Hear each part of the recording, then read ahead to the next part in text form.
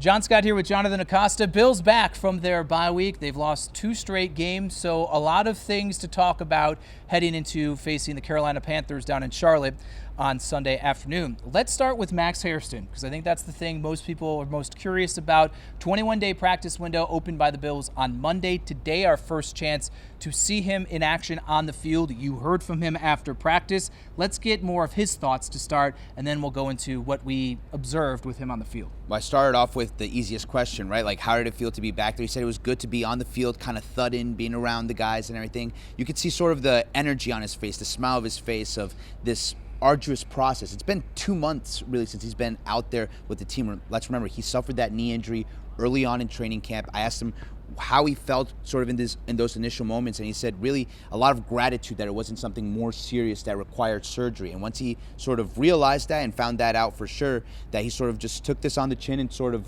used these 2 months to really learn, stay mentally locked in for the opportunity for once he's back out on the field, not just practicing, but in game situation to be able to contribute to this team. I'm not going to lie, I want to temper expectations, and that's a theme when you talk to Sean McDermott when it comes to the return of Hairston. I thought he actually looked pretty good. I didn't really notice any limitations that were showing a little bit when we'd see him work to the side with the training staff in the weeks prior here. He seemed to be pretty fluid, seemed to be having some pretty good burst here. It's still going to be a slow ramp up, Sean McDermott making that clear, but I think from an initial eye test, he's in a good spot out the jump of the 21-day window. And I think the eye test is what's important, right? Because there's certainly sort of the mental abilities that, especially for a rookie, right, has to develop, get comfortable with the playbook. But he's had a lot of time to be able to do that. That's really all he was able to do for a significant portion of the season. So I wonder if it's something where once he shows he's ready to go, is he a guy that the Bills throw in as soon as possible just because of the juice he can bring to this defense? So we're talking about a defense that has obviously had the well-documented struggles this season, and he just gives something different to this team. It's the reason they drafted him in the first place, right? The speed, the athleticism that he brings is something that they don't have at a lot of positions on this defense. And even at cornerback, he's certainly the fastest and twitchiest guy. So if Hairston shows you that physically he's ready to go, I wonder if the Bills make that move. Maybe not with Carolina, but you're playing Kansas City the following week. Rashee Rice, Xavier Worthy, certainly Maxwell Hairston, a guy that you would like to have for a team like that. That's why, though, I asked Sean McDermott how much of the mental side, the reps lost over this 2+ month period of time, is impacting this, going to be a challenge for him to overcome. And he emphasized and said it's at least 50% of what he's now having to climb over the mountain. I think it's more, and one thing that it's been proven with this coaching staff over time, whether it was Dane Jackson or Levi Wallace or whomever it may be, they're willing to maybe sacrifice traits, athleticism for trust. And as much as Tre'Davious White does not look like Tre'Davious White of old, which we shouldn't have expected that, and as much as maybe he's had some struggles and you're thinking this is a way to right the ship defensively, I do not think they're going to put Max Hairston on that football field before they truly believe mentally, playbook, scheme-wise, they know he is solid in that capacity. Certainly something that impacts to the depth chart and the pieces around him, right? If we're talking about a healthy Dorian Strong, for example, right? A guy who was able to start week 1 and certainly had more of those reps and was able to certainly progress his development faster than Hairston. Maybe we're talking about Hairston taking up the whole 21-day practice window, but with Dorian Strong not in the picture, right? It's really Trey White and Christian Benford, and it just feels like there's that opportunity as the number 3 cornerback for Hairston to sort of take advantage of and elevate at least into that role. So even if it's not the first week, or even if it's not 2 weeks down the line, even if it's not starting right off the bat, it feels like there's a role waiting for Hairston whenever the coaches do decide that he's ready to step out onto that field. And even though the bye week was largely, I'm having discussions with people like the ship is sinking with the Bills after 2 straight losses, they still think long-term, which I think is the right thing to do. As bad as things may seem right now, they still believe, hey, January is where we will be. January is what matters most. And when it comes to Hairston, you want to make sure he can be at his most impactful state when you hit December and January. So again, caution your expectations, lower them a little bit. I think they're going to take this slow over the coming weeks. Different story, I think, with Michael Hoecht and Larry Ogunjobi back from their 6-game suspensions. I think these guys coming to that defensive line, especially on the interior with Ogunjobi, at the perfect time. Daquan Jones still week to week with his calf injury. TJ Sanders on injured reserve. Deion Walker has made some splash plays, but I think it's been clear in what Sean McDermott and Bobby Babich have said since even that Atlanta game where he was fantastic. You're seeing the great.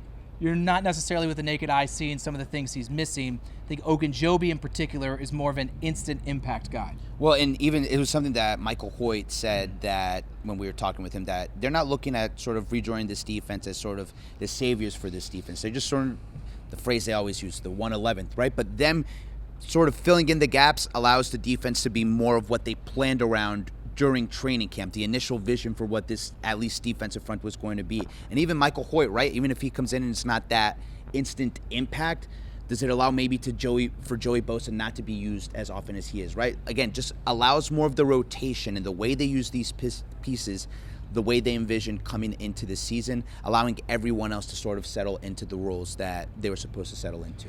Defense generally, bad tackling, penalties, those are maybe the crux of some of their core issues over the past coming weeks. And even in victories, I think you could maybe point to some of those holes. I spoke with Jordan Poyer afterwards, and the sense overall with this team is, how do you get past this? How do you right them? I saw, and I'm sure you did as well, they're working on tackling. And they came back actually on Monday coming out of the bye week. We did not have an availability that day. They were in pads and they're practicing tackling. It is getting hammered home, and I think during the self-reflection and self-assessment that the coaching staff led by Sean McDermott did over the bye week, they're going to do their darndest to make sure the most fundamental thing for a defensive player to do, tackle, is hammered home even more. Because I think if they right that thing in particular and clean up some of the penalties, maybe having different discussions. I think it's those fundamentals really that sort of kept Sean McDermott up during this bye week. I thought the most interesting thing he had to say in his press conference was that he was sort of fidgety during the bye, and that his wife asked him, hey, do you feel like you need to go into the facility? And he's like, yeah, I need to go into the facility. He said that she's a teacher, and so she felt whenever her classroom wasn't set that she sort of felt that uneasiness, and that's the way he felt with this team. And I think a lot of it speaks to, it'd be one thing if there was scheme issues or an obvious personnel thing, which some people might think there is a personnel issue that was the fix, and then those are different discussions. But I think he watches his defense and it's like,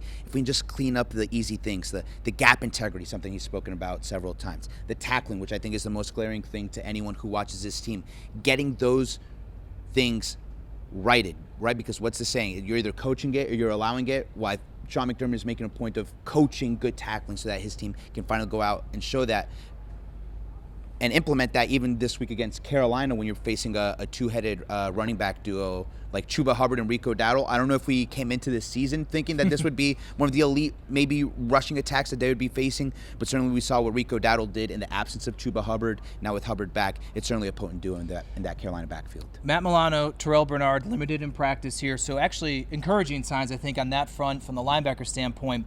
Taylor Rapp dealing with a knee injury that Sean McDermott says dates all the way back to training camp. He's been playing through it. Maybe that says why his play hasn't been up to par. He missed practice today. That opens the door for an interesting conversation for who's going to play next to Cole Bishop, because they have a bunch of options. We saw in the game against the Falcons, it was Jordan Poyer. And I spoke with Poyer, as I said. He said, I still have stuff to prove to myself. It was cool to be out there and see Taryn and Tre'Davious and other guys that I've played with before. But he said it from the jump when he got signed to the practice squad. I'm not here just to be a mentor. I'm going to do it. I'm here to play because I still got that.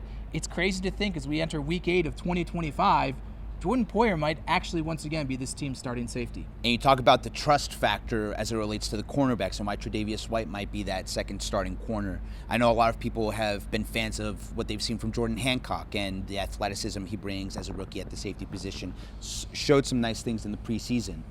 But I think the same trust factor that applies to Tre'Davious White applies to Jordan Poyer. And Jordan Poyer, when we spoke with him when he signed with this team, he said, listen, there were several factors that contributed to him not playing the way he wanted to in Miami. But the year before that in Buffalo, that was still a really good safety duo, especially when you compare it to the safety duo we've seen out of the Bills since then, right? So I think with that veteran leadership, and if Poyer's certainly in a healthier spot than Taylor Rapp, I could see that being a potential positive for this defense moving forward. Yeah, it'll be curious if it's Poyer, they'd have to elevate him or sign him from the practice squad, probably elevate him. You also have Cam Lewis, who's had some time at safety as well. We've even seen Jamarcus Ingram in spot starts and practice things, play safety as well. But I think Poyer would be the one best in line, at least initially, to get those reps for exactly the reason you said. Jordan Hancock may be enticing, but I just don't know if he's ready just quite yet. Honestly, it's amazing we've gotten this far without speaking about the Bills' offense, because it's taking a back burner, even though that's been something I think that's been more startling for the struggles that they had leading into the bye week here. Where do they go from here? And what did you hear or see today that makes you think, all right, they have found the way to get back on the path? I think injuries have played a big part in, obviously, their struggles. The offensive struggles more startling because you have Josh Allen, you have James Cook. You're not supposed to struggle the way they have the past 2 weeks, but they have. Last game against Atlanta, no Dalton Kincaid, and really, this is a third year for Dalton Kincaid in which he's taking that step that we wanted to see out of him maybe going into last year that didn't come to fruition. He's been their best option in the passing game this year, so certainly missing him played a big factor. They were without Curtis Samuel, maybe not as big of a miss, but then once Josh Palmer gets injured in that game, then you really start to feel that impact, right? So seeing Curtis Samuel out there on the field practicing, full participant, a good sign for this offense, considering that Josh Palmer, not a participant in this one.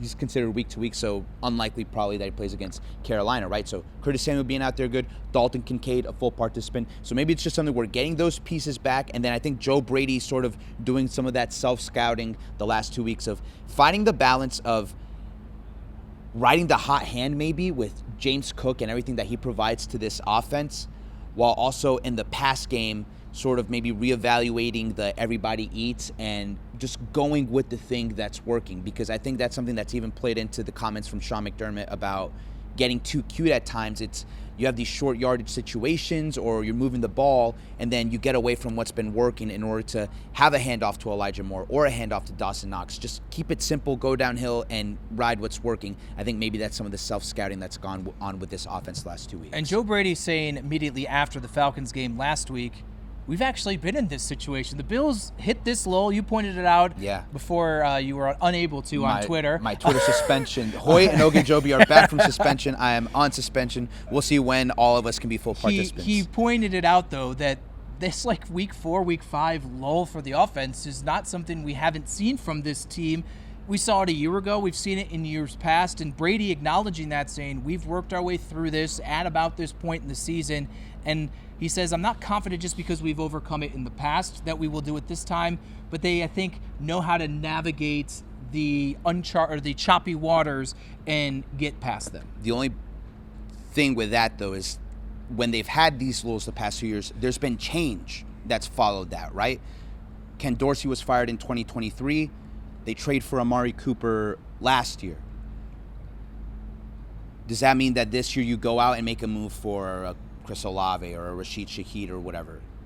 Potentially. Is getting Dalton Kincaid back on the field enough to, and maybe getting the ball more in the hands of James Cook, is that enough of a fix for this team to be on offense what they want to be? I think the other part of it is penalties, because Sean McDermott talked about it in his press conference, how it's the line of scrimmage penalties that really get to him. And he made sure to reference the holding on offense, how that is a drive killer. We've seen false starts out of the offensive line. I think the offensive line is a true strength of this team, but I don't think they've necessarily played up to their lofty standards the past couple of weeks. So I think that's another aspect of it, of if you get Dalton Kincaid back, you get James Cook back to performing the way he needs to. If you get this offensive line back to performing the way they need to, then maybe you don't need those in-season changes to this offense the way you've needed it the past couple of years. Keon Coleman, very short and to the point when I spoke with him after practice about how to remedy some of these issues. He really was hammering on execution, just being better, getting open more for his quarterback here.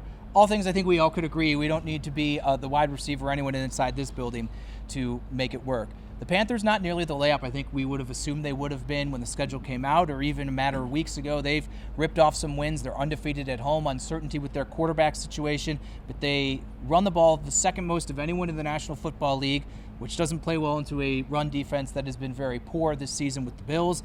They have a good wide receiver, which will test the guys on the outside, in the back end, at corner, and at safety. And their defense is top 10 in a bunch of categories here. So the Bills are not just going to come out of the bye week where they usually do really well and cruise. I think it's just about, at this point, playing better football, cleaner football, and frankly, just getting wins, because it doesn't look like the New England Patriots are going to slow down at any point. Jonathan and I will get more into it on Sports Talk Live, plus on WGRZ Plus, Thursday streaming live beginning at 7:30. With Jonathan Costa, I'm John Scott for Channel 2 Sports.